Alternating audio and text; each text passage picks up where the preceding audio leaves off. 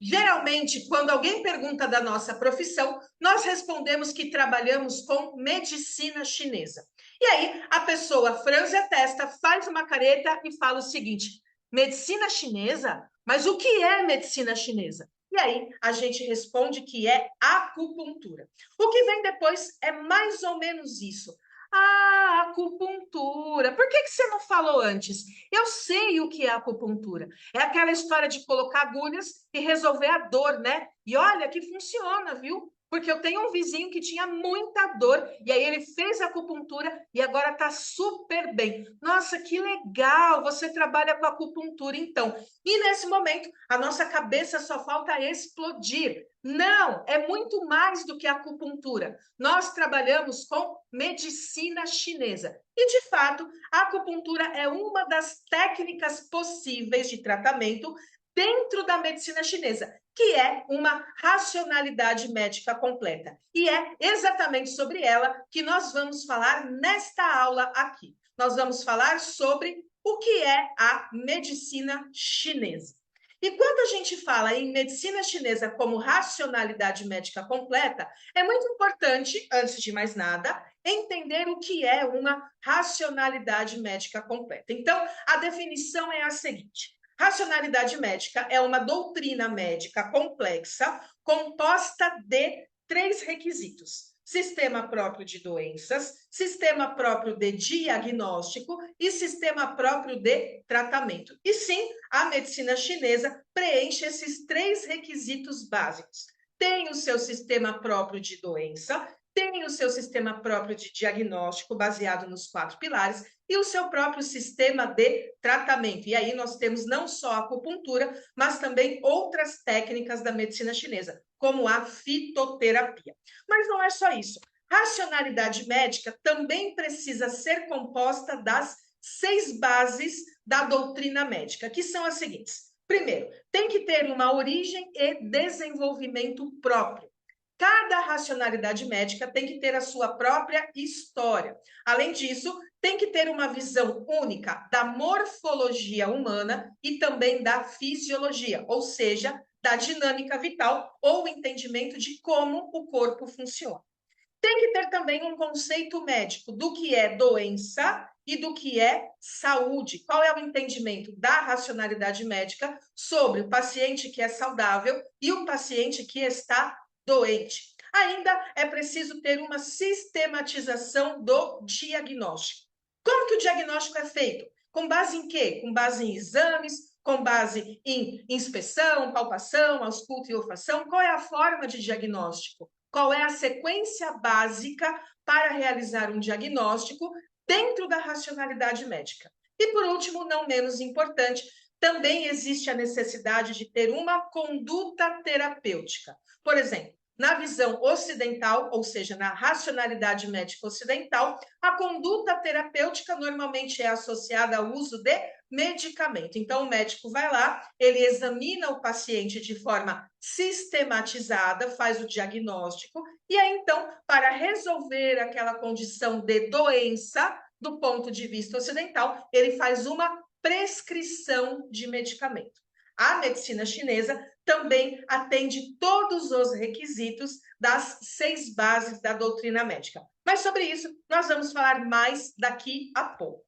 Então, quando a gente fala da medicina ocidental, ela sim é uma racionalidade médica completa, porque atende todos os requisitos e teve início lá na Grécia Antiga, há mais de 2.000 anos, com Hipócrates. E daí ela foi se desenvolvendo, ela se espalhou pela Europa e depois pelo restante do mundo inteiro. Já a medicina chinesa também é uma racionalidade médica, atende todos os requisitos que nós falamos sobre o conceito de racionalidade médica. Só que agora é uma racionalidade médica que foi criada lá na China há mais de 5.000 anos. Ou seja, é um outro contexto, é um outro sistema médico completamente diferente do sistema ocidental. Por isso que é importante, antes de mais nada, que o profissional da medicina chinesa entenda que medicina ocidental e medicina chinesa são duas racionalidades médicas diferentes. não dá para a gente praticar medicina chinesa com o raciocínio da medicina ocidental e vice-versa. Não dá para a gente praticar medicina ocidental com o raciocínio na medicina chinesa. Temos que entender que são dois sistemas médicos independentes e que não se misturam. No sentido de que falar em hipertensão e outras doenças ocidentais, seja ela qual for, dentro da medicina chinesa, não faz sentido. Então, aquela história de que ponto que é bom para hipertensão? Não sei, porque hipertensão não é um conceito, não é uma doença da medicina chinesa. Da mesma forma que não faz sentido nenhum falar da subida do yang do fígado dentro da visão da medicina ocidental. Se chegar no médico ocidental, ele olhar para o paciente e falar, nossa, o seu diagnóstico é subida do yang do fígado. O paciente vai falar, nossa, mas eu nunca ouvi isso, eu vou sair correndo porque esse médico está maluco. Então, cada um no seu quadrado. Prática de medicina ocidental é dentro da racionalidade médica ocidental, no seu próprio sistema de entendimento, seu próprio sistema de doenças, diagnóstico e tratamento. Prática da medicina chinesa requer que você, profissional, pense, raciocine dentro da medicina chinesa. Não dá para ter essa intercomunicação de forma fácil, porque as duas medicinas são únicas e não se conversam entre si. E aí vem a grande primeira falha de muitos profissionais da medicina chinesa, é tentar praticar medicina chinesa com o raciocínio ocidental. Então, ao invés de fazer um diagnóstico na medicina chinesa, esse profissional, ele pega os livros, os atlas de acupuntura, buscando soluções, buscando protocolos, combinações e pontos para uma questão ocidental. Não vai funcionar. Por quê? São duas racionalidades médicas completamente diferentes. O nosso foco aqui, obviamente, é a medicina chinesa. E falando sobre ela, é muito importante lembrar que a medicina chinesa não nasceu pronta. Ela não veio lá há 5.000 anos, tudo já embaladinho, formatadinho, do jeito que é hoje. Não, ela teve o seu desenvolvimento. Então, ela se originou junto com a civilização chinesa, as pessoas começaram a ficar doentes, e aí elas precisavam de algum tipo de tratamento. A partir desse momento, os tratamentos foram buscados e aí começou, então, o trabalho do médico, aquele que cura as pessoas que estão doentes. Na nossa visão, essa origem, esse desenvolvimento, ele teve muito foco na observação da natureza.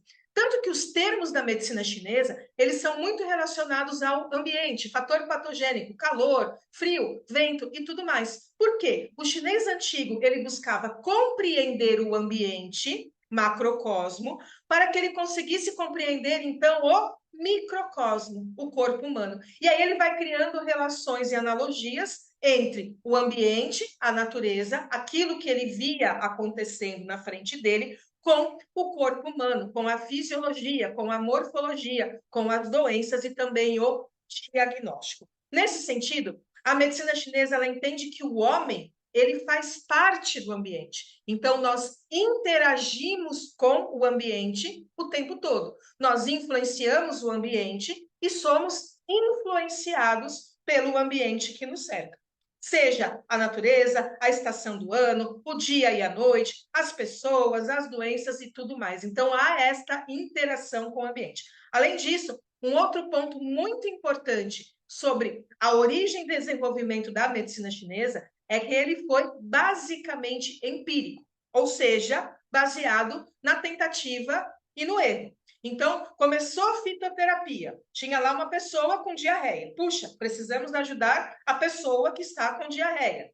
Vamos olhar na natureza o que tem disponível. Olha, tem uma planta ali, legal, vamos testar. Pega a planta, oferece para a pessoa. Aí a pessoa morreu. Nossa, essa planta não pode, essa planta é tóxica. Ela não resolve diarreia. Então, vamos testar outra planta e outra planta e outra planta até chegar no momento que fala, puxa, essa planta aqui é boa para casos de diarreia. Então, muito do desenvolvimento da medicina chinesa é isso, é tentativa, erro e acerto. Erra, erra, erra, uma hora acerta. Acertou? Anota. Puxa, esta erva é muito boa para a diarreia. E isso vai sendo transmitido de geração para geração. Eu falei em anotar, mas obviamente, pensando lá nos primórdios, essa tradição ela era oral, passada oralmente de pessoa para pessoa. Não tinha essa aí de anotação. Claro que ao longo do desenvolvimento começa, a primeira obra é o Clássico Interno do Imperador Amarelo, mas até então era basicamente a tradição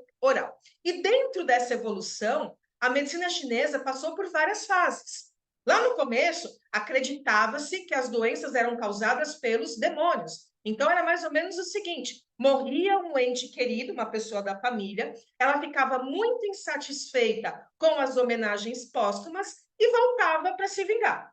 Nessa de se vingar, ela vinha, se escondia dentro de buracos ou cavernas no corpo, causando doenças. Então, a acupuntura e a medicina chinesa fazia o quê? Ia lá, pegava uma lasca de bambu, uma lasca de pedra, cutucava a caverna no ponto para expulsar o demônio. Obviamente que o tempo foi passando, o entendimento foi melhorando, e aí veio a segunda fase. Todas as doenças são causadas pelo ambiente. E aí é o que a gente usa até hoje, os fatores patogênicos externos. O calor, o frio, a secura, a umidade, o vento e o calor de verão. São todas situações que acontecem no ambiente e que podem causar doenças. Passado mais um tempo, o chinês falou, puxa, mas não é só isso. Porque tem gente aí que se cuida com relação ao ambiente, mas fica doente.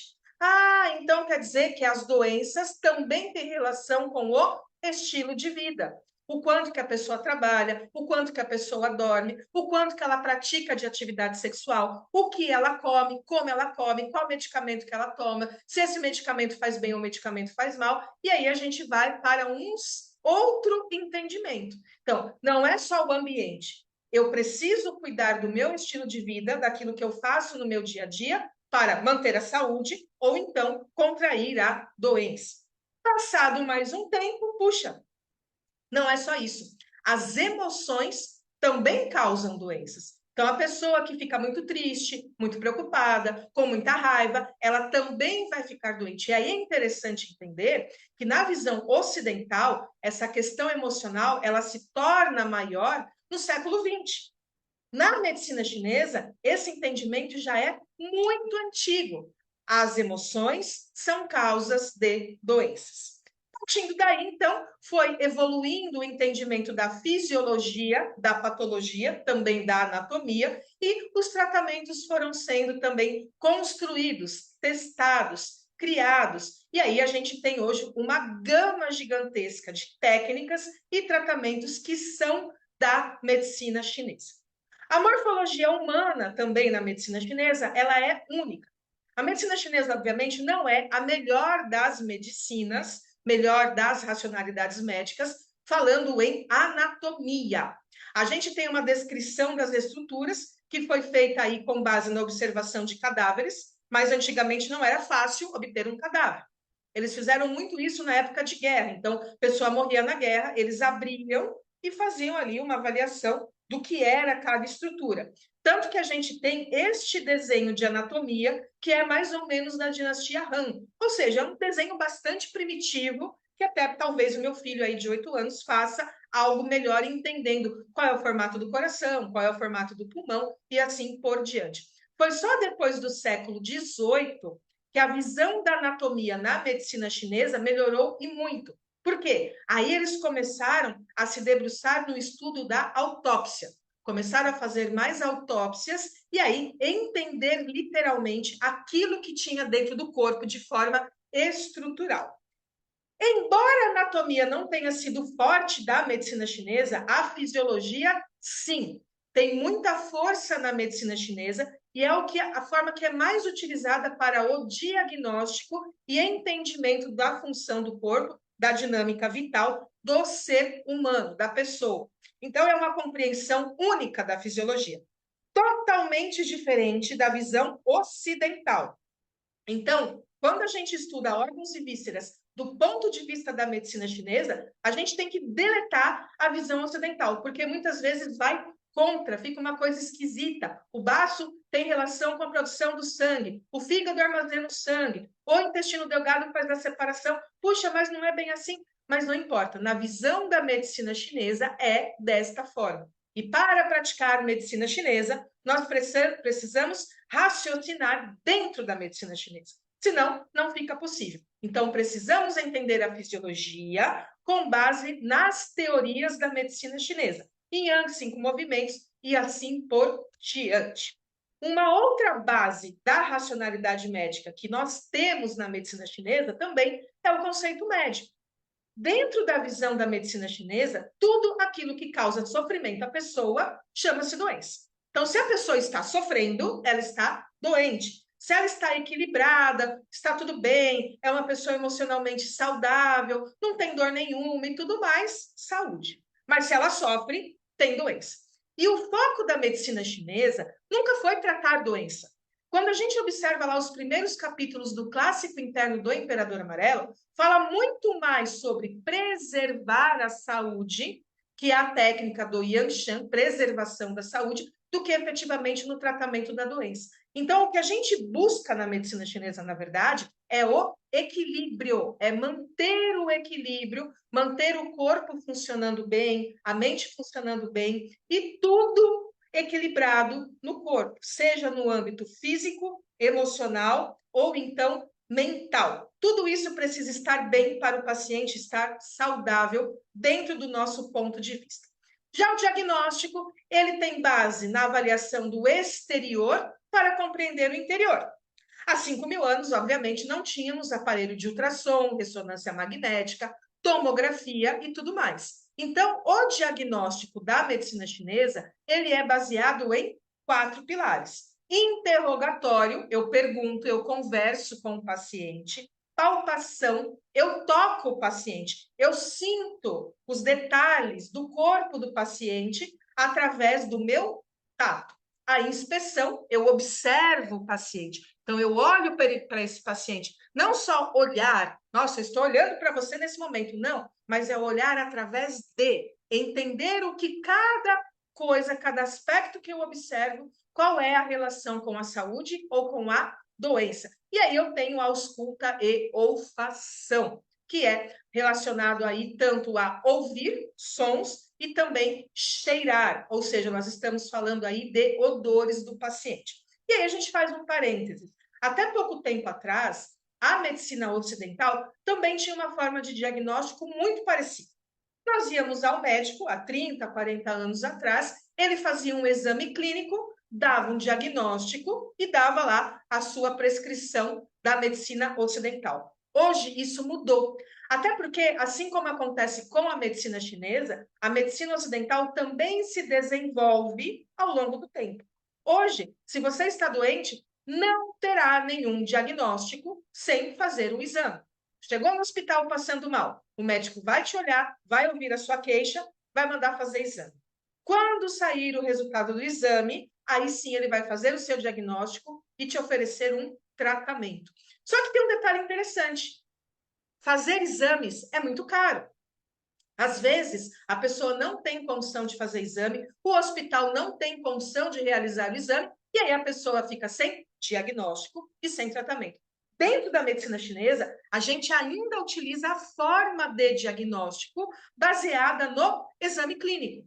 Então, não é que o paciente vai trazer um exame para a gente avaliar na medicina chinesa. Ok, a gente pode até avaliar, porque pode ajudar a entender a localização da doença. Mas para a gente, não precisa de exame, não faz sentido nenhum perder meia hora de um atendimento olhando exames da visão ocidental. Por quê? Porque são duas racionalidades médicas completamente diferentes. E aí, a gente chega na conduta terapêutica. Visão ocidental tem uma conduta terapêutica, normalmente relacionada a medicamento. Na visão da medicina chinesa, nós temos várias possibilidades. Acupuntura, moxabustão, tuiná, dietoterapia, fitoterapia, qigong e técnicas secundárias, por exemplo, auriculoterapia, uso de stipper, magneto, eletroacupuntura, laser e assim por diante. Então, sim, a medicina chinesa também tem uma conduta terapêutica própria que deve ser utilizada de acordo com a racionalidade médica chinesa. Ou seja, entender o sistema de doença e o sistema de diagnóstico. Não dá para a gente sair colocando agulha no paciente simplesmente porque ele está com dor, que é o agulhamento a seco. Isso não é medicina chinesa. Medicina chinesa é muito mais do que colocar uma agulha no paciente. E aí a gente entra no contexto de quem é o profissional da medicina chinesa? Qual é a sua profissão? Qual é a minha profissão? Nós somos profissionais da área da saúde que versados na racionalidade médica chinesa. Ou seja, nós temos um grande conhecimento em todo esse contexto, toda essa base teórica de uma racionalidade médica completa, chamada de medicina chinesa, que trata doenças, mantém a saúde e melhora a qualidade de vida das pessoas. O que eu quero dizer com isso? Que é muito mais do que acupuntura.